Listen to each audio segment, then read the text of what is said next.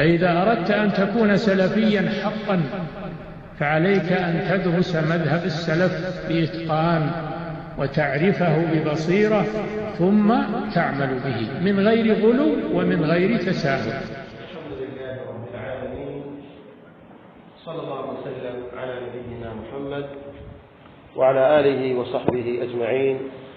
رب اشرح لي صدري ويسر لي أمري واحلل عقدة من لساني يفقه قولي. leo siku ya Jumatatu, leo Jumatatu, leo siku ya Jumatatu, leo Jumatatu au Jumapili? Kiislamu ni Jumatatu. Kiislamu leo ni Jumatatu katika tarehe 31 mwezi ngapi? Mwezi wa 10 mwaka 2022. Bado tukiwa katika mwezi wa Rabiul Awwal. Siku tarehe ngapi nimesahau? Mwaka 1444 Hijria. Sawa na Jumapili lakini kimiladia tarehe 30. Ilikuwa katika darasa ya leo kwa mujibu wa makubaliano kwamba tuendeleze vile vile vitabu ambavyo tunasoma katika Masjid al-Imam al-Bukhari na Sharh as-Sunnah ya Imam al-Barbahari na Masail al-Jahiliya ya Sheikh al-Islam Muhammad ibn Abdul Wahhab rahimahullah ta'ala. Lakini Allahu a'lam, nimehisi kwamba inawezekana ikawa ni munasaba zaidi kusoma katika msikiti huu kitabu ni katika fiqh. Wallahu ta'ala a'la wa a'lam. Na ibakie darasa yetu ya Bukhari kuanzia Jumatano, Alhamisi na Ijumaa ni katika Sharh as-Sunnah na Masail al-Jahiliya, na Jumapili na Jumamosi hapa tusome kitaban fi al-fiqh. Ndio tusome kitabu fi al-fiqh kutokana yani khashyata al-inqita' an ba'd al-talaba. Inawezekana baadhi ya wanafunzi wenye kutaka kufuatilia darasa zetu wakapata inqita' kwa sababu ya kuhama msikiti kwenda msikiti mwingine. Hivyo wallahu tabarak wa taala a'la wa a'lam, nimeonelea kwamba hapa tutasoma kitabu katika fiqh na kitatangazwa inshallah. Nitaangalia kitabu mukhtasar al-mufid, kitatangazwa ima kitabu cha al-Imam Ash-Shawkani rahimahullah ta'ala au ghairihi min ahli al-ilm, risala mukhtasara katika mlango wa fiqh. Na nafikiri hiyo ndio itakuwa ni munasaba zaidi. Kwa Sharh as-Sunnah na Masail al-Jahiliya tutakuwa nazo pale al-Bukhari kwa muda wa siku 3, na siku 2 katika msikiti huu tutasoma kitaban fil fiqh, kitabu katika mlango wa fiqh insha Allah subhanahu wa ta'ala. Ikiwa hivyo ndivyo, kwa leo tutaanza ni mukaddima fi masail al-fiqhiyya. Kwa naomba wenye madaftari na kalamu watoe ili waandike haya nitakayokuwa nayasema. Kabla kabisa, al-faidatu al-ula katika mukaddimat, al-faidatu al-ula, faida ya kwanza katika mukaddima ni kwamba yus'alu al-mar'u fi qabrihi au yus'alu al-mar'u عند الله تبارك وتعالى عن علمين لا ثالث لهما. يسأل المرء عند الله تبارك وتعالى عن علمين لا ثالث لهما. Muislamu au mwanadamu ataendaulizwa mbele ya Allah subhanahu wa ta'ala kuhusu elimu mbili, hakuna elimu ya tatu. Mwanadamu Muislamu ataendaulizwa mbele ya Allah subhanahu wa ta'ala kuhusu ilmu mbili, hakuna ilmu ya tatu. Al-awwal, ilmu ya kwanza ni ilmu tauhid, ilmu ya tauhid, na ilmu ya pili ni ilmu ya fiqh. Mwanadamu ataendaulizwa mbele ya Allah subhanahu wa ta'ala kuhusiana na ilmu mbili. Ilmu ya kwanza ilmu tauhid, na ilmu ya pili ni ilmu ya al-fiqh. Kama alivyosema mmoja katika wanawachuoni, tunalu sa'adatu ad-dunya wal akhirah bi'ilmayn la thalitha lahuma. Patapatikana kufaulu duniani na akhira kwa elimu mbili ambayo hamna elimu ya tatu. Elimu ya kwanza ni elimu ya tauhid itakayokufahamisha haki za Allah subhanahu wa ta'ala na namna gani unaweza kujiepusha na ushirikina. Kwa elimu ya kwanza ni elimu ya tauhid, na elimu ya tauhid inaingia pia al-aqida. Na elimu ya fiqh ndio elimu ambayo itamwezesha Muislamu kufahamu al-ibadat. Kupitia elimu ya fiqh ndio utafahamu as-salah, ndio utafahamu az-zakah, ndio utafahamu al-hajj, ndio utafahamu as-siyam, ndio utafahamu al-bay' wash-shira', ndio utafahamu an-nikah, ndio utafahamu mambo mengi, al-mirath. Yote hii ni katika elimu ya al-fiqh. Kwa elimu ambazo mwanadamu atapata kupitia elimu hizo ufaulu na duniani na akhira ni ilmu ya tauhid na ilmu ya fiqh. Kama alivyosema ahad as-salaf, tunalu sa'adatu ad-dunya wal akhirah bi'ilmayn la thalitha lahuma. Ufaulu wa duniani na akhira unapatikana katika ilmu mbili, hakuna ilmu nyingine ya tatu, ilmu tauhid na ilmu ya al-fiqh. Kwa elimu zote ambazo sio hizi mbili ambazo zimetajwa, hizo ni ulumun musaida, ni ilmu zenye kukusaidia wewe kufikia malengo ya kufahamu elimu hizi mbili. Tumeelewa? Kwa elimu ya hadithi ni miongoni mwa ilmu ya fiqh. Ilmu ya hadithi ni miongoni mwa ilmu ya fiqh, kwa sababu al-fiqh kama sayati yu'khadhu min al-kitab wa yu'khadhu min as-sunnah wa yu'khadhu al-kitab wa as-sunnah. Kwa unaposoma mustalahul hadith, lengo lako ni kufahamu hadithi sahihi na hadithi dhaif ili utengeneze juu yake masail fiqhiyya. Tumeelewana? Fahadhihi alfaidatu alula. Faida ya pili katika mukaddima wa darasa yetu insha Allah tabarak wa taala ya fiqh, faida ya pili inahusiana na maana alfiqh lughatan wa shar'an. Maana alfiqh, maana ya fiqh kilugha na kisheria. Maana ya fiqh katika upande wa lugha ni al-fahm. Al-fiqh lughatan al-fahm. Fiqh katika upande wa lugha ni ufahamu. Fiqh katika upande wa lugha ni ufahamu, na zimekuja aya kadhaa zikielezea fiqh kwa maana hii, kama alivyosema Allah subhanahu wa ta'ala katika kitabu chake, وإن منهم إلا يسبح بحمده ولكن لا تفقهون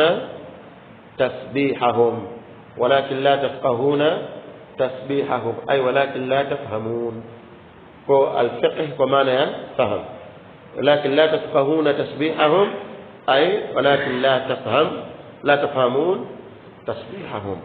الفقه لغة بمعنى الفهم.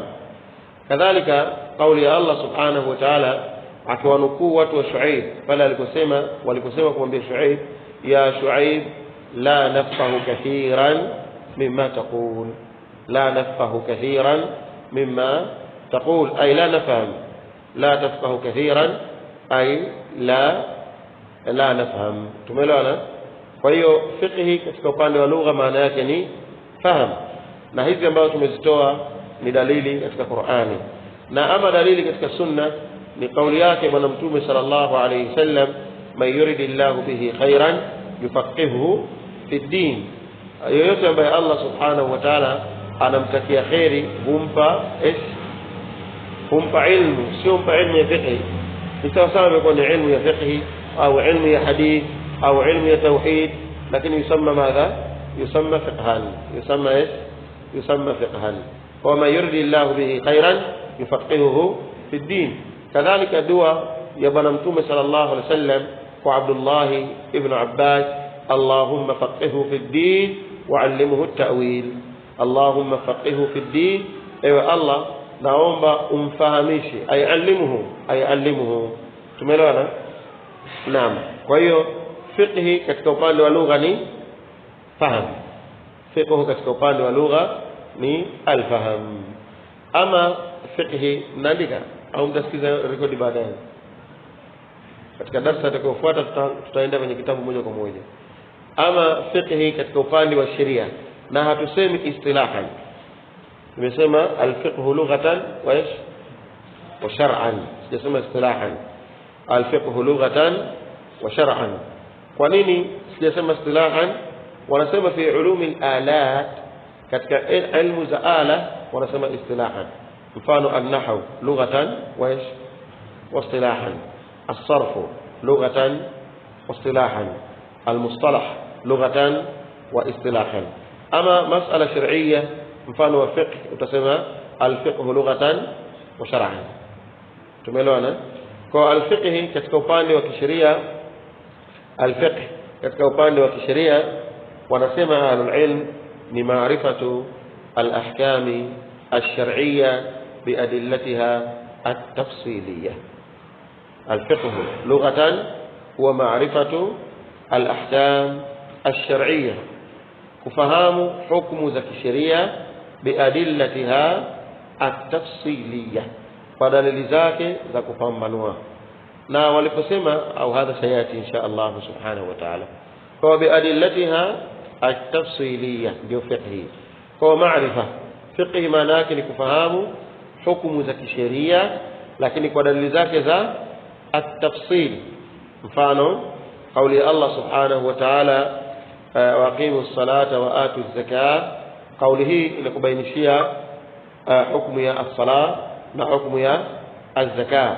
Wa hadha na aya hii au aya hii ni dalilu tafsili, ni dalili ya tafsili katika mas'ala muayyan as-salah wa az-zakah. tumeelewana maana ya fiqh?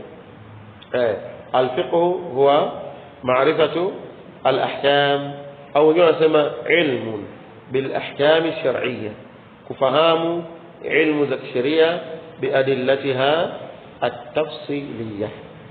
Lakini ili maneno yakae wazi zaidi, sio mbaya kujiuliza kwamba kwa nini wanawachuoni wamesema biadillatiha at-tafsiliyya, kwa sababu ya kutofautisha baina al-fiqh wa usul al-fiqh, kwa sababu ya kutofautisha baina ya fiqh na usul al-fiqh, kwa sababu usul al-fiqh na fiqh tofauti yake ni mdogo tu, ile biadillatiha at-tafsiliyya na hii ni biadillatiha al-ijmaliyya. tumeelewa? Kwa usul al-fiqh ni maarifatu al-ahkam ash-shar'iyya biadillatiha al-ijmaliyya, ndio usul al-fiqh. ama fiqh ni maarifatu al-ahkam ash-shar'iyya biadillatiha at-tafsiliyya. tumeelewa? Tayeb.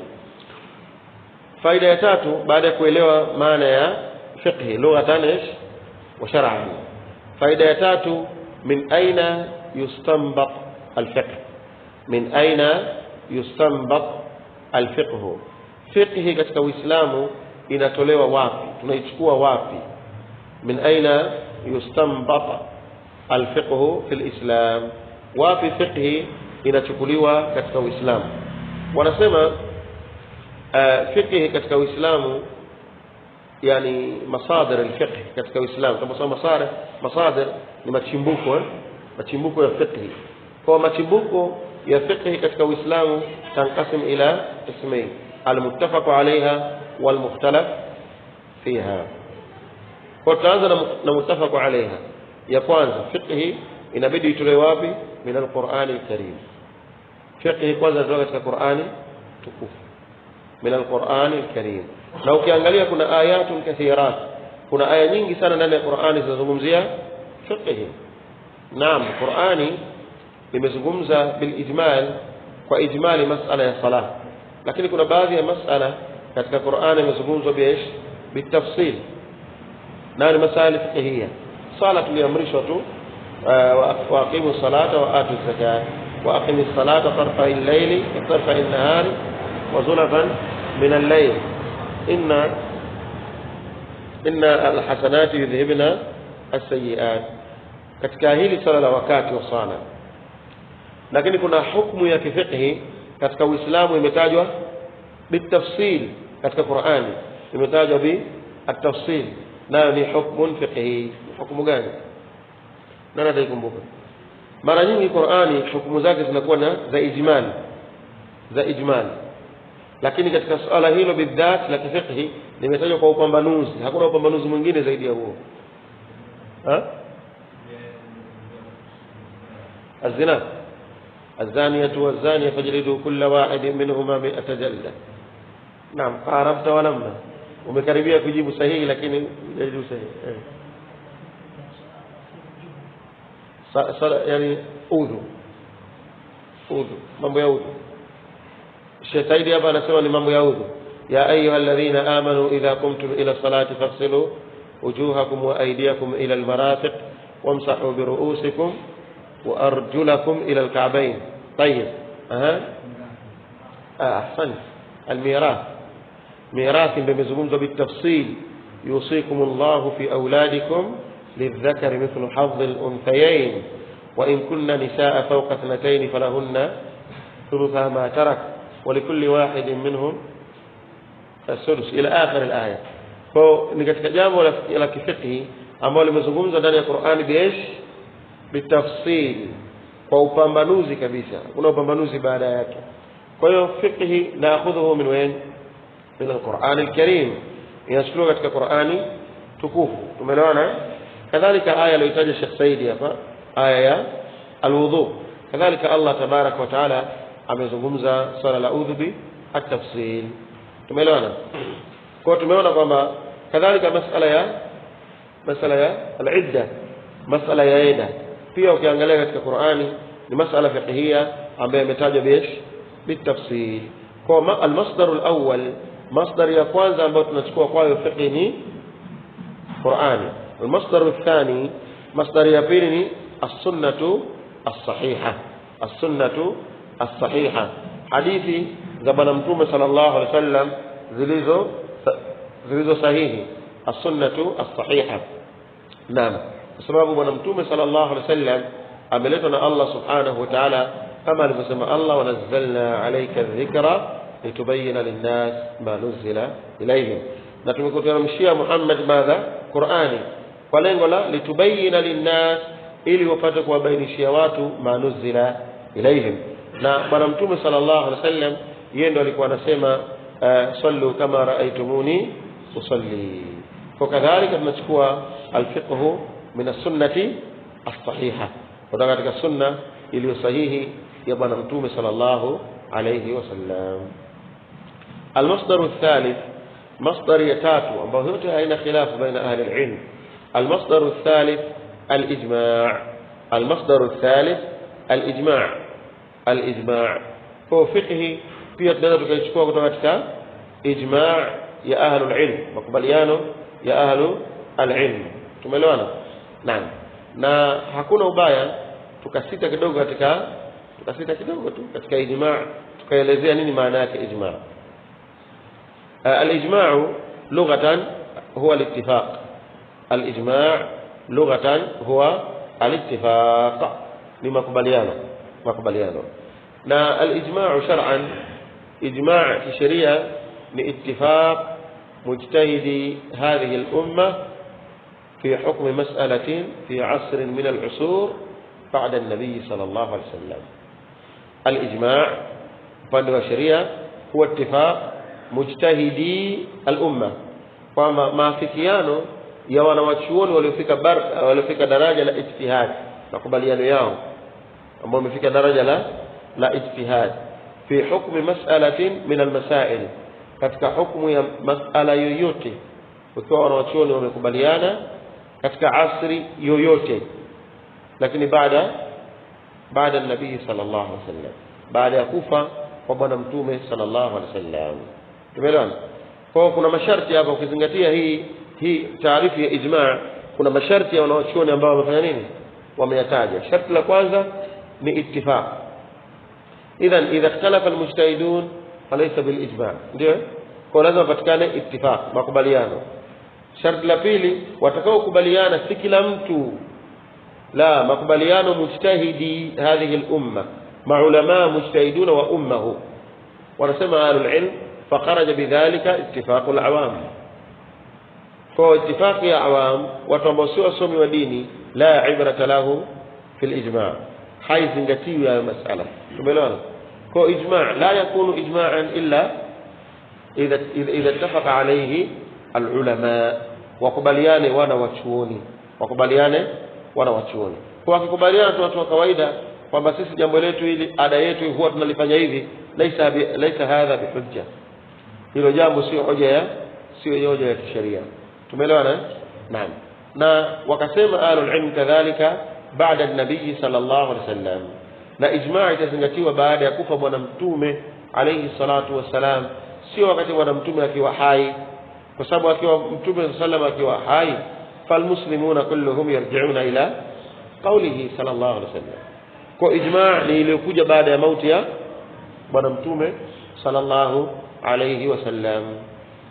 Tumeelewana? Na al-ijma' yanqasim ila qismayn. Al-ijma' yanqasim ila qismayn. Ijma' wanawachuoni wanaigawa namna mbili. القسم الأول الإجماع الثبوتي. الإجماع الثبوتي، إجماع الثبوتي ni ile ambao wanawachuoni wamekubaliana kwa kusema. Al-ijma' athubuti ni ile ijma' ambayo wanawachuoni wamekubaliana kwa kuzungumza. Kila wanawachuoni au ziliangaliwa kauli za wanawachuoni zikagundulika kwamba wote wamesema masala haya kwa maafikiano. Hadha al-qismu al-awwal. Ndio القسم الثاني kigawanyo cha pili al-ijma' as-sukuti. Al-ijma' as-sukuti, ijma' ya kukaa kimya. Al-ijma' as-sukuti, ijma' as-sukuti ni hivi. Al-ijma' as-sukuti ni kwamba wanawachuoni au baadhi ya wanawachuoni waseme masala hayo yao yamewafikia baadhi ya wanawachuoni, alafu wakakaa kimya, hawakuyakosoa. Kukaa kimya kwao ni dalili ya kwamba wameafikiana na wale waliosema. Al-ijma' as-sukuti, ijma' as-sukuti maana yake ni kwamba papatikane baadhi ya wanawachuoni wazungumze masala, alafu hiyo kauli yao ya haramu au halali, sunna au bid'a, iwafike baadhi ya wanawachuoni wengine. Wale wanawachuoni wasiseme chochote kuhusu kauli hiyo, la bil qabuli wala bil rafd, hawajaikubali wala hawajaikataa. Wanawachuoni wanahukumu kwamba wale wanawachuoni waliokaa kimya wamekubali hilo. Tumeelewana? Kwa hiyo yuqalu hadha al-amru mujma' alayhi ijma'an sukutiyan. Jambo hili lina ijma' ya wanawachuoni, lakini ijma' ya sukut. Fa al-ijma' yanqasim ila al-ijma' al-thubuti wal-ijma' as-sukuti. Tumeelewana? Tayeb. Kadhalika al-ijma' ينقسم إلى قسمين باعتبار آخر. كذلك إجماع inagawanyika vipengele viwili kwa mazingatio mengine, au naweza kuandika الإجماع ينقسم إلى قسمين باعتبار الأدلة kwa kuzingatia dalili. Kigawanyo cha kwanza kuna al-ijma' fi amrin dhukira fil Qur'ani au as-sunnah. Wanawachuoni hukubaliana katika jambo ambalo limetajwa katika Qur'ani au Sunna. Yaani jambo limo ndani ya Qur'ani, alafu wanawachuoni wakakubaliana juu ya lilivyo ndani ya Qur'ani. Mfano, wajibu wa sala au waislamu wanatakiwa kwa siku wasali sala 5. Ni jambo ambalo limetajwa katika Qur'ani, katika Sunna, ndio? Qur'ani na Sunna. Na wanawachuoni wakakubaliana juu ya jambo hilo. Ndio. Kwa ijmaa ya wanawachuoni wamekubaliana wanawachuoni katika sala ambalo limetajwa ndani ya Qur'an na Sunna. Tumeelewana? Kwa al-ijma' yanqasim ila qismayn. Al-qism al-awwal kigawanyo cha kwanza yani bi'tibar al-adilla. Ijma' al-ulama fi ma dhukira fi al-Qur'an au as-Sunna. Kwamba jambo limetajwa ndani ya Qur'ani, kwa ile ijma' ya wanawachuoni inakuwa kama kulitia nguvu tu lile jambo. Nikatolea mfano hapa kwamba ni wajibu kwa Waislamu kuswali fil yawmi wal layla 5 salawati. Ni wajibu kwa Waislamu kwa siku moja kuswali sala ngapi? 5. Hili limetajwa ndani ya Qur'ani na ndani ya Sunna za Bwana Mtume sallallahu alaihi wasallam. Na wanawachuoni wamekubaliana juu ya jambo hilo. Kwa ijmaa ya wanawachuoni imekuja kama kusapoti. Ni jambo ambalo lishatajwa ndani ya Qur'ani na Sunna. Tumeelewana? Naam. Al-amru ath-thani, jambo la pili kwamba al-ijma' fima lam yudhkar la fi al-Qur'an wala fi as-Sunnah. Makubaliano ya wanawachuoni katika jambo ambalo halijatajwa ndani ya Qur'ani wala Sunna. Kuna baadhi ya mambo hayajatajwa la fi al-Qur'an wala fi as-Sunnah, lakini mambo ima haramu au jaiz kuyafanya kwa sababu wanawachuoni wamekubaliana juu ya jambo hilo. Sawa? Ala sabili almithal, katika njia ya mfano, masala mtu kuendesha Vespa ni haramu au ni halali?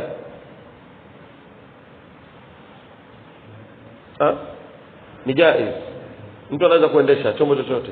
Tayeb, والدليل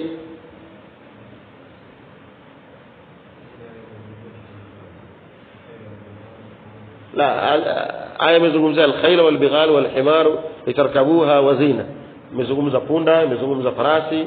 Ndio mimi nazungumzia Vespa, kupanda Vespa au pikipiki click ukapanda.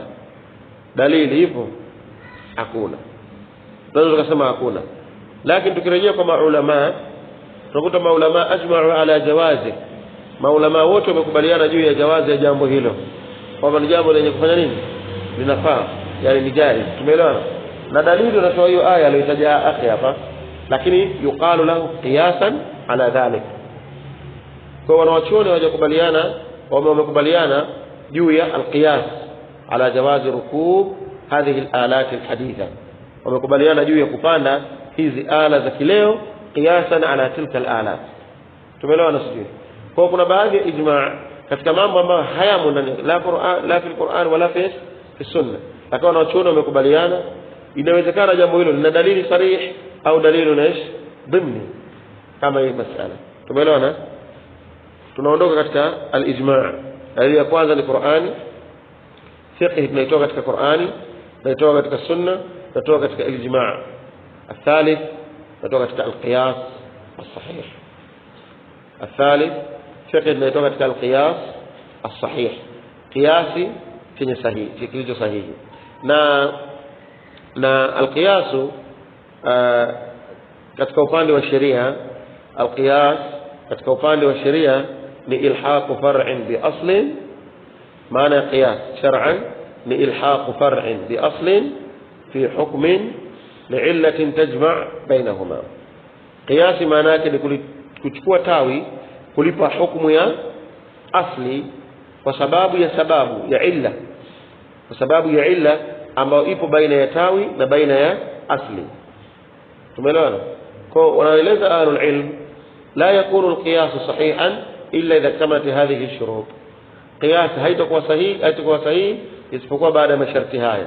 Kwanza tupate al-asl, cha pili tupate hukmu al-asl, hukmu ya asili, cha tatu tupate al-far' tawi, cha nne tupate sababu. Mambo haya manne yakikamilika yakunu dhalika alqiyas sahihan. Tumeelewana? Kwa qiyas maana yake ni ilhaqu far'in bi asl, kuliunganisha tawi katika asli, katika hukumu shar'i, katika hukumu ya kisheria li'illatin tajma' bainahuma. Tumeelewana? Tutatoa mfano ambao unakuja haraka mara nyingi wanawachuoni hutoa mfano wa pombe. Tumeelewana? Pombe katika lugha ya Kiarabu khamr, neno khamr ni pombe iliyotengenezewa tende, ndio khamr. Ni pombe iliyotengenezewa tende, ndio khamr. Kwa khamri ndio asli kwa sababu ndio imetajwa ndani ya Qur'ani, innamal khamru, ndio pombe ndio asli, ndio imetajwa katika Qur'ani, na hukumu yake ni haramu. Kwa tuna al-aslu ambayo ni khamr, al-hukm at-tahrim, ndio hukumu ni haramu. Alafu tunafananisha na madawa ya kulevya. Kwa madawa ya kulevya ndio far'a, tunataka tuipe hukumu ya pombe, sawa, ambayo ndio far'i yetu. Sharti la ngapi? La tatu. Li'illa, illa ni sababu ya kuharamishwa pombe. Limadha hurrima al-khamru, kwa nini pombe imeharamishwa? Kwa sababu inalewesha, liwujudi al-iskar. Kwa al-iskar ndio illa, sababu ya kuharamishwa pombe ni kulewesha. Je, yale madawa ya kulevya yana huko kulewesha? Aljawabu naam. Jawabu likuwa hivyo, basi madawa ya kulevya yulhaq bimadha? Bil khamr. Tumeelewana? Kwa hiyo alqiyas sahih, qiyas kitu sahihi labudda an yakuna muktamilatan li hadhihi ashurut. Na kwa lugha nyingine ambao wanahitaji ahlul ilm wanasema kwamba istimalu alqiyas huwa istimalu alaqli sahih. Kutumia qiyas maana yake ni kutumia akili iliyo sahihi, kwa sababu Allah tabaraka wa taala hajatuambia tuache kutumia akili zetu. Kwa akili ni kuangalia baina ya hukumu ya jambo, kwa nini limeharamishwa. Kila jambo ambalo lina hiyo sababu na hilo litakuwa ni haramu. Kila jambo ambalo litakuwa lina sababu hilo litakuwa ni haramu, kwa sababu Qur'ani imekuja mujaz, inazungumza kwa vitu, kwa maneno al-kalimatu al-jazla, maneno yaliyojaa. Na Mtume pia sallallahu alaihi wasallam asema u'titu jawami'ul kalim. Mtume alikuwa anazungumza neno moja lenye maana ulufu muallafa maana zake. Kwa hadhihi hiya al-adilla ash-shar'iyya allati yu'khadhu minha al-fiqh. Haya ndio dalili za kisheria ambazo fiqh tunaichukua katika dalili hizi: Qur'an was-sunnah wal-ijma' wal-qiyas. Hadi muttafaq alayha, hakuna khilaf baina ahli al-ilm. Kuna mengine sitaki niyataje hapa kwa sababu inaweza kututoa katika mstari ambao ni mukhtalafu fiha, lakini kwa leo tuchukue ni haya hizi adilla hizi nne. Faida inayofuata baada ya hili, faida ngapi hiyo? Ya tano.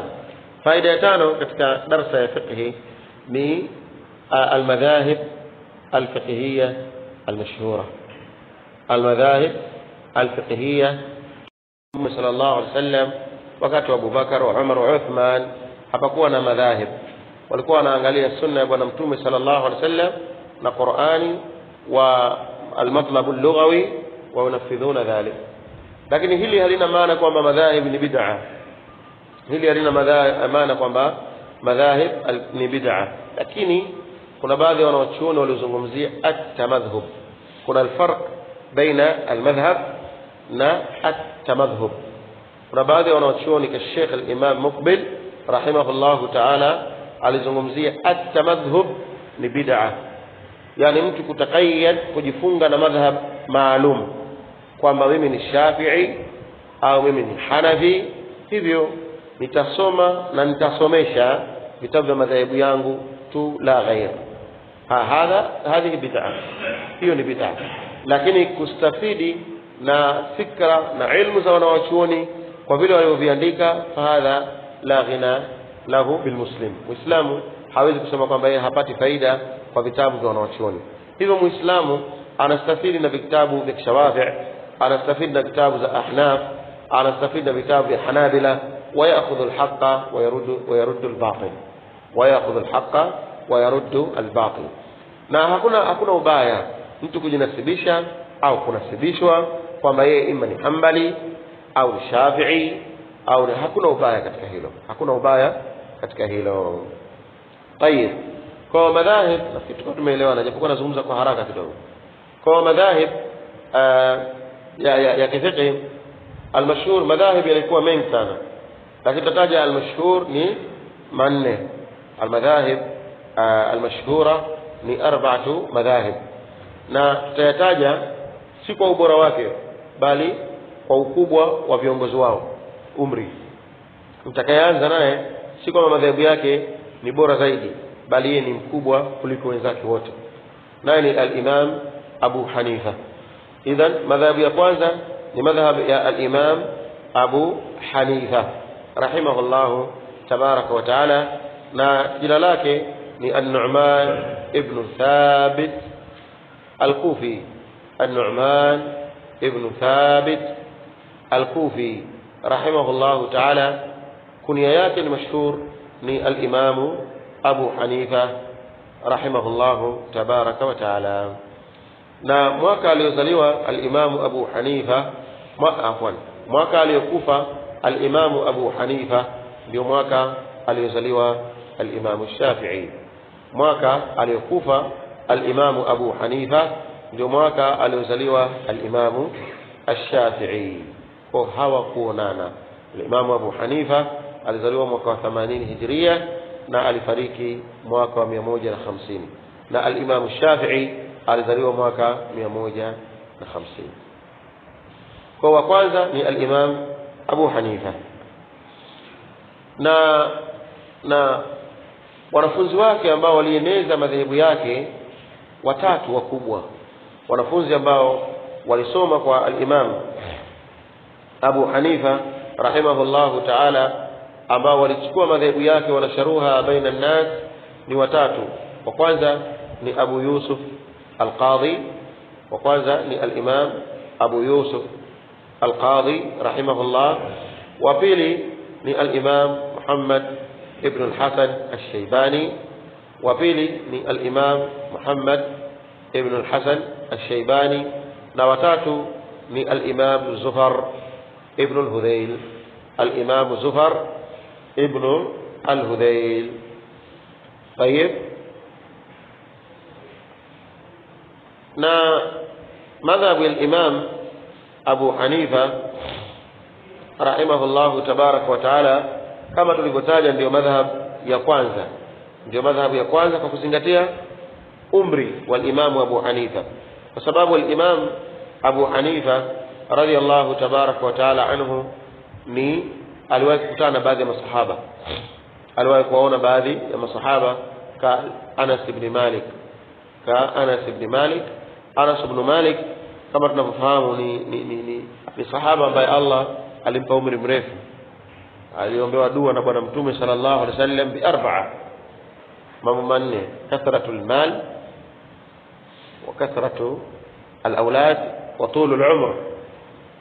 Alikuwa na aliombewa wingi wa mali, akaombewa na wingi wa watoto na umri mrefu wa dukhul al-janna. Na kweli al-Imam Anas ibn Malik rahimahullahu ta'ala wanasema tawala Allahu umrahu hatta sakata hajibai ainai, mpaka hizi nyusi zilikuwa zinafunika macho yake. Alikuwa mtu mzima mpaka nyusi zilikuwa zinafunika macho yake Anas ibn Malik. Kwa Anas ibn Malik alipokwenda Kufa alikutana na al-Imam Abu Hanifa. Kwa Abu Hanifa baadhi ya wanachuoni wanamzingatia kama ni tabi'i. Wa pili katika madhahib mambo mengi ya kutaja hapa, akitataja tu yale ambayo mimma la budda minhu insha Allah. Wa pili katika hawa wanachuoni kwa taratibu ya umri ni al-Imam Abu Abdullah Malik ibn Anas al-Asbahi. al-Imam Malik ibn Anas al-Asbahi rahimahullahu tabaraka wa taala. Na al-Imam Malik alayhi rahmatullahi tabaraka wa taala jina lake ni Malik ibn Anas ibn Malik ibn Amir. Malik ibn Anas ibn Malik ibn Amir al-Asbahi al-Madani, ni mtu wa Madina yeye al-Madani. Tulisema Abu Hanifa ni al-Kufi, Abu Hanifa ni al-Kufi, lakini al-Imam al-Imam Malik ni Madani, ni mtu wa Madina, na al-Imam Malik rahimahullahu ta'ala man ashhara madhhabahu, yule ambaye alieneza madhehebu yake al-Imam Imam Malik rahimahullahu ta'ala ni al-Imam Ibn Abd al-Barr, ni al-Imam Ibn Abd al-Barr al-Maliki rahimahullahu ta'ala. Ijapokuwa hawajawahi kukutana, lakini al-Imam Ibn Abd al-Barr rahimahullahu ta'ala alikisherehesha kitabu cha al-Imam Malik al-Muwatta, akakisherehesha katika sharh yake itwayo at-Tamhid, na kadhalika akafanya ikhtisar katika sharh yake itwayo al-Istidhkar. Vyote hivi ni vitabu vya al-Imam Ibn Abd al-Barr rahimahullahu ta'ala. Na katika mambo ya ajabu sasa, al-Imam Malik rahimahullahu ta'ala ni mtu wa Madina, lakini madhehebu yake hayakuenea kwao. Watu wa Madina sio Malikia, watu wa Madina ni Mahanabila. Al-Malikia, madhhab ya Maliki yameenea sehemu za al-Maghrib, Maghrib Afrika, magharibi ya Afrika, na pia magharibi ya Ulaya, ya magharibi ya Sharq al-Awsat. Magharibi ya Afrika ni Morocco, Tunisia, hata baadhi ya sehemu za Misri, Libya. Wale watu wengi ni Malikia, watu kule madhehebu yao fiqhia ni madhhabu ya Imam Malik. Na magharibi ya Ulaya kama sijakosea ni Spain, magharibi ya Ulaya ni Spain. Wanachuoni wengi ilikuwa inatoka ile serikali al-Andalus, wa dawlat al-Andalus wengi wao ni Malikia. الإمام القرطبي مالكي، القرطبي أبو العباس مذهب yake ya fiqh ni Maliki. الإمام القرطبي أبو عبد الله صاحب التفسير ni المالكي. wote hawa madhehebu yao yalikuwa ni madhhabu ya al-Malikiyya.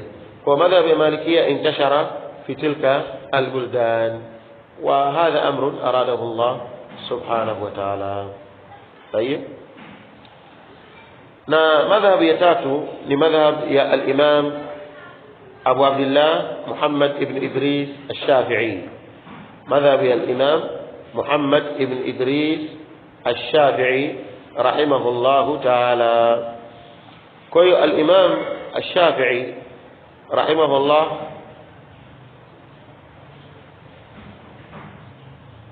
al-Imam al-Shafi'i jina lake ni Abu Abdullah Muhammad ibn Idris al-Shafi'i alayhi rahmatullah. na yeye kwa nchi zetu hizi ndio tunasema ni narun ala alam rahimahullahu ta'ala. na al-Imam al-Shafi'i rahimahullahu ta'ala kama ilivyotangulia alizaliwa mwaka 150 alayhi rahmatullah. na madhehebu yake yalienezwa na wengi katika wanachuoni. akthar ulama hadhihi al-umma shafi'iyya, wengi katika umma maulama mashhur ni mashawafi' wengi sana. mfano al-Imam al-Dhahabi shafi'i, الإمام ابن كثير شافعي، الإمام الدارقطني شافعي، الإمام البيهقي شافعي، الإمام النووي شافعي، الإمام الحافظ ابن حجر شافعي.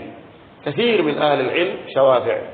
وين كانوا وشوني أبوا مينيز مذهب الإمام الشافعي لما شوافع. وين kabisa wanachuoni tunawasoma hapa ni mashawafi. kwa hivyo madhhab al-Imam al-Shafi'i rahimahullah intashara fi amakin, yameenea katika sehemu mbalimbali kama vile al-Yaman. Yaman ni mashawafi, Yaman wote ni mashawafi na mashia peke yake. naam, ukimwona Yaman ni Hanbali basi ujue ni wale wakile waliokwenda kusoma Saudia, lakini asli wa Yaman ni mashawafi. al-Yaman kama vile al-Yaman kadhalika nchi nyingine ambayo imeenea ushawafi ni kwetu huku, ukanda wetu wote huu, ukanda wetu wote wa Afrika Mashariki kote huku ni mashawafi, kuanzia Somalia mashawafi mpaka unashuka kwetu mpaka Komoro huko kote ni madhhabi ya Imam Muhammad ibn Idris al-Shafi'i rahmatullahi ta'ala alayhi. naam, na madhhabi ya mwisho ni madhhab ya al-Imam Ahmad ابن محمد ابن حنبل الشيباني. المذهب الإمام أحمد ابن محمد ابن حنبل الشيباني. na kwa bahati wanachuoni wote watatu hawa kunia zao ni Abu Abdullah isipokuwa Abu Hanifa. al-Imam Malik Abu Abdullah, al-Imam Ahmad Abu Abdullah, al-Imam Shafi'i Abu Abdullah, wote ni Abu Abdullah. kwa madhhabu ya nne Imam Ahmad ni mdogo kuliko Imam Shafi'i kwa umri. kwa madhhabu ya nne ni madhhab ya al-Imam Ahmad ibn Hanbal rahimahullahu ta'ala. na wanachuoni wengi ambao wameeneza madhhab ya al-Imam Ahmad rahimahullahu ta'ala, lakini alikuwa mashuhur ni al-Imam Ibn Qudama al-Maqdisi. al-Imam Ibn Qudama al-Maqdisi katika kitabu chake al-Mughni. Kitabu chake al-Mughni ni kitabu cha fiqh ya madhhab ya Ahmad ibn Hanbal. kadhalika katika walioeneza madhhab ya Imam Ahmad ibn Hanbal Ibn Taymiyyah rahimahullahu ta'ala wa tilmidhuhu al-Allama Ibn al-Qayyim. Ibn Taymiyyah na tilmidhuhu al-Allama Ibn al-Qayyim wa ghayru haula. na wasiokuwa hawa katika wanawachuoni, wapo wanawachuoni wengi ambao walikuwa katika wanawachuoni wa madhhab ya al-Hanabila. madhhabu haya manne ndio madhhab mashhur baina ahli al-Islam, lakini sio, hakuna hadithi ambayo ilikuja kuelezea kwamba madhhabu katika Uislamu yatakuwa manne, wala sio lazima mtu hatakuwa Muislamu isipokuwa lazima katika madhehebu. Kulikuwa na madhehebu mengine. Wanawachuoni hawa madhehebu yao yamebakia kwa sababu walipata wanafunzi wa kuyaeneza. lakini pia usije ukaelewa kwamba hawa ndio wanaochuoni walikuwa topu kwa ilmu, kwa sababu kuna tofauti baina ya Allah kukujalia kabul elimu yako ikaenea na baina ya kuwa na elimu nyingi, vitu vile tofauti. Kulikuwa na wanawachuoni hao wakubwa wana elimu kuliko wote ambao tumewataja hapa, kama Imam Ibn al-Mubarak, na kulikuwa na madhhabu ya al-Mubarak, lakini hakupata wanafunzi. Fatilka al-madhahib intatharat, yale madhahibu yaliisha, yani hakuwa na wanafunzi walionukuu. Lakini Abdullah ibn al-Mubarak rahimahullah, wanawachuoni wamemsifu kwa kumwambia lam yafqahu as-sahaba illa bifadli as-suhbah, hawakumpita masahaba isipokuwa kwa kuwa wao walikuwa ni masahaba peke yake. Simeelewa maneno lam yafqahu as-sahaba illa bifadli, yani aliyafanya yote waliyofanya masahaba isipokuwa yeye si sahaba tu basi, kwa sababu kule kumuona tu bwana mtume na kuishi naye ni fadhila kubwa sana. Kwa masahaba walimpita Abdullah ibn Mubarak kwa sababu tu yeye sio sahaba, lakini kana aliman wa kana jawadan, alikuwa na ilmu, alikuwa na mali, kana yunfiqu malahu fi sabilillah wa kana mujahidan fi sabilillah tabaraka wa taala, alikuwa mfanya biashara mkubwa. Baadhi ya mashekhe wenzake maulama, yeye ndo alikuwa anawapa pesa, anawasimamia maisha yake yeye mwenyewe, naye ni alim Abdullah ibn Mubarak rahimahullah taala. Kwa kulikuwa na madhhabu yake muayyan, na madhhabu ya Sufyan pia alikuwepo. Sufyan ibn Uyayna kana al-madhhab as-Sufyaniyya, alikuwa na madhhabu ya Sufyan ibn Uyayna. Kadhalika madhhabu ya Sufyan ath-Thawri, al-madhhab ath-Thawriyya, yalikuwepo haya madhahib, lakini hayakupata baraka ya wanafunzi ya kuyaeneza baina ya watu. Yale ambayo yameenea wasalana na yamekuwa ni mashuhuri kwetu sisi ni madhehebu haya manne, na Allah alipojalia kila upande una madhehebu yake. Basi tukutaje Ahnafi, madhehebu yao yameenea sehemu za India, wa Pakistani, wa Kazakhstani, wa nchi zile zote wengi ni Mahanafi, ndio ambao kumeenea madhhabu ya al-Imam Abu Hanifa alayhi rahmatullahi tabarak wa taala. Kwa haya tuliyotaja kwa ufupi ni katika mukaddima ambazo hakuna ubaya kuyajua kabla kuingia katika milango ya al-fiqh. Kwa hiyo ni mukaddima ambao tumeutanguliza leo insha Allah subhana. Katika darasa ya Jumamosi, kabla ya darasa tutatangaza kitabu gani insha Allah kitakuwa ni munasib cha kuanza kusoma fiqh bi'aunillah subhanahu wa ta'ala katika msikiti huu Jumamosi na Jumapili tutakuwa tunasoma fiqh insha Allah subhanahu wa ta'ala. Kwa hivyo hakuna ubaya kwa mwanafunzi, hakuna ubaya kwa mwalimu, hakuna ubaya kwa wote hao kusoma kitabu chochote cha madhehebu yoyote katika hili. Akiamua mtu anaweza kusomesha kitabu cha Shawafi, akiamua anaweza kusomesha kitabu cha Ahnaf, akiamua mtu anaweza kusoma, na haina maana kwamba kuna madhehebu ambayo yako sahihi kuliko mengine. Nakusudia kwamba hakuna kitabu, kuna madhehebu katika yale niliyotaja, kuna madhehebu ambayo yako sahihi kuliko mengine kiujumla. Naam, kiujumla madhehebu ambayo yako sahihi kuliko mengine katika upande wa fiqh yanaanza madhhab al-Imam Malik, thumma madhhab Shafi'i rahimahullah ta'ala, thumma madhhab Ahmad ibn Hanbal, wa akhiran madhhab ya Abu Hanifa. Na madhhab yenye uharibifu zaidi kuliko yote ni Abu Hanifa, yani madhhab ambayo yana makosa mengi ya kifiqh ni madhhab ya Abu Hanifa, na haya yanatokana na mpangilio wake wa kufanya mambo. Abu Hanifa ndio anaitwa ashabu rai, walikuwa wanatumia akili zaidi kuliko hadithi zaidi, watumia akili zaidi kuliko hadithi zaidi. Na wanawachuoni walimpa udhuru al-Imam Abu Hanifa kwa sababu wakati anazungumza al-Imam Abu Hanifa ilikuwa bado hadithi hazijakusanywa kama hivi leo. Tumeelewana sisi? Yani wakati huo alikuwa hakuna Muwatta, hakuna Musnad al-Imam Ahmad, yeye ilikuwa hadithi bado ziko katika mikono ya watu wachache. Kwa mara nyingi al-Imam Abu Hanifa alikuwa anajitahidi wa yastanbit min aqlihi wa fiqhihi rahimahullah ta'ala. Na ndio maana Muhammad ibn Hasan al-Shaybani kuna baadhi ya masala alikuwa anasema walau raa sahibuna hadha alhadith lataraja an qawlihi.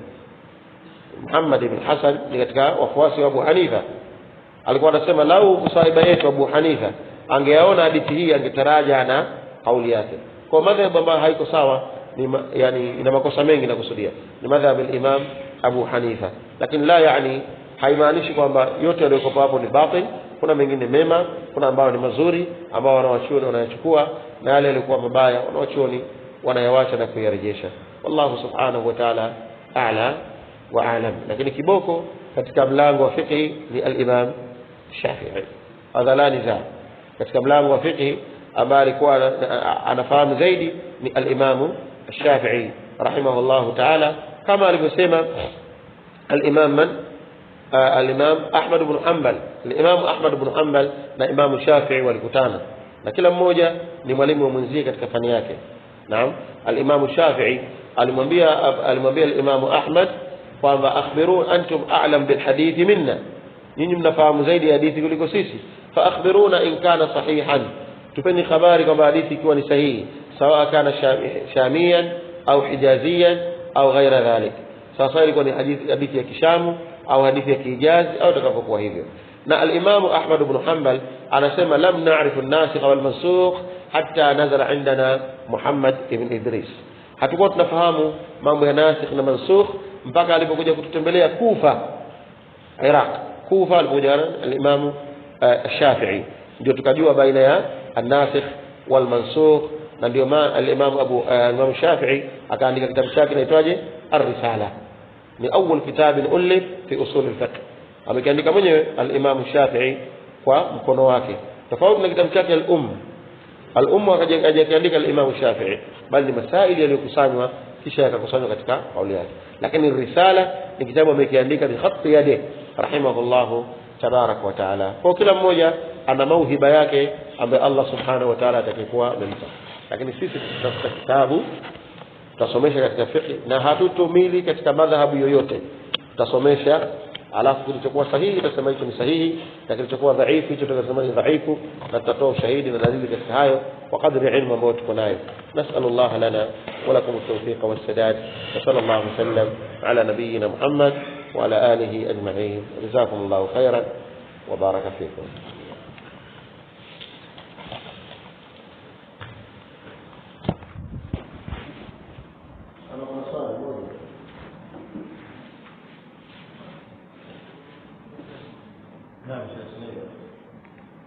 Kama ulivyosema kwamba sio ubaya kusoma kitabu katika madhehebu haya, unakuta kwamba mashawafi'i wengi, na kuna mambo ambayo hawa wanafunzi wengine wanapozungumza mambo unaweza kuona kwamba yanakwenda kinyume vingine hata na Imam Shafi'i yeye mwenyewe. Sasa na wanasema kwamba hakuna ubaya, alafu kuna vitabu vingine ambavyo vinasibishwa na Imam Shafi'i lakini unakuta kwamba kidogo vinakwenda kinyume na vinasibishwa na Imam Shafi'i au baada ya Shafi'i na madhhabi ya Imam Shafi'i, lakini unakuta kwamba unakwenda kinyume na sunna na baadhi ya mambo mengine. Sasa hili swala vipi kama unavyozungumza kwamba hakuna ubaya? Mfano kuna kitabu ambacho ni mashuhuri, mfano Arshadul Muslimin, kitu kama hicho. Lakini ukiangalia hadithi ukisema hicho, mbona maneno sana kwenda kinyume na hadithi, ana kwenda kinyume na hadithi, na nakwambia kwa Shafi'i lazima asome hichi. Ili swala ni kwani hiyo ndio kazi ya mwalimu. Kazi ya mwalimu ni kubainisha lile sahihi, na kwa sababu hakuna kitabu ambacho hakiendi kinyume na sunna za Mtume. Ikiwa kipo maana yake kwa kitabu ambacho ni sahihi, mfano wa Qur'an. Wanawachuoni wote wamesema kwamba hakuna kitabu ambacho yaliyomo ndani ya kitabu ni sahihi 100%. Lazima kutakuwa na yani al-aqal, kama sio kosa la moja kwa moja, basi ilikuwa kauli ni nguvu ni kinyume na kusema muallif. Umeelewa? Tujalie kwamba yaliyomo ndani sahihi, lakini kutakuwa na kauli ambayo kauli nyingine ndio ni nguvu zaidi kuliko kauli ile. Kwa hakuna kitabu ambacho kiko sahihi moja kwa moja zaidi ya mada, zaidi ya Qur'an na sunna za Bwana Mtume ambazo ni thabita, ambazo ni thibiti. Tumeelewana sasa? Naam. Kwa hivyo kazi ya mwalimu sio kwamba fasiri yaliyoandikwa ndani ya kitabu, kwa sababu kusoma kuna njia hizo tano. Kusoma ni marhala tano. Kwanza kujua kilichoandikwa, kujua maana kilichoandikwa, hiyo ni njia moja tu, sio ndio utasoma. Ukisema qala Imam Ibn Taymiyyah alafu ukajua kwamba hapa maana yake amesema Imam Ibn Taymiyyah, kwa sisi wageni hiyo ni njia moja ya kusoma. Jambo la pili katika kusoma, kufahamu as-sahih mimma qala al-muallif, sahihi alisema muallif, yani amesema mfano ya fulani halifai. Wewe mwalimu kazi yako ni kutambua halifai vipi au linafaa muallif amekosea. Tumeelewana sisi? Kwa ninaposema kwamba usome kitabu chochote haina maana usome hana majabu la mwalimu anapokaa na kusomesha vile ambavyo ni khalifu sunna katika kitabu cha kwa babu haja hapa irshad muslimin anasema hada ala sunna kama sunna. Jambo hili limekwenda kinyume na sunna za bwana mtume. Unatoa ushahidi sasa. Ushahidi na hadithi kadha hiyo ndo kazi kazi. Jambo la tatu baada ya sunna sahihi ujue dalili aliyotumia muallif, kwa sababu wakati mwingine mwanachuoni anazungumza kitabu ikhtisar maneno yake tu mwenyewe, wala yajuzu kana wala haifai kufanya hivi na hivi na hivi, maneno yake sio wahi, sio chochote, ni maneno. Kwa kazi ya mwalimu kuthibitisha hilo alilosema alifai kwa ushahidi gani? Kwa wewe mwalimu utakapokaa unasomesha ndio utamwambia mwanafunzi ili jambo halifai kwa dalili kadha kadha kadha kadha, kama alivyosema mtunzi wa kitabu chetu au mtunzi wa kitabu chetu amesema halifai lakini amekosea rahimahullah ta'ala, na jambo hili linafaa kwa njia fulani kwa ushahidi 1 2 3. Tumeelewana? Hiyo ndio kazi ya mwalimu. Lakini kusema kwamba tuchukue kitabu alafu uhifadhi kama kilivyo, hiyo ni Qur'ani pekee yake na sunna za Bwana Mtume pekee yake. Qur'ani kunywa ihifadhi kama ilivyo na isome kama ilivyo. Qur'ani haina makosa ndani yake. Lakini kitabu chochote lazima upambanue, utaje dalili zake, utaje kauli sahihi, utaje kauli dhaifu, muallif ametegemea wapi, na je amepatia au amekosea. Ni kazi ya mwalimu. Natosha. Sallallahu alaihi wa sallam ala nabiyyina Muhammad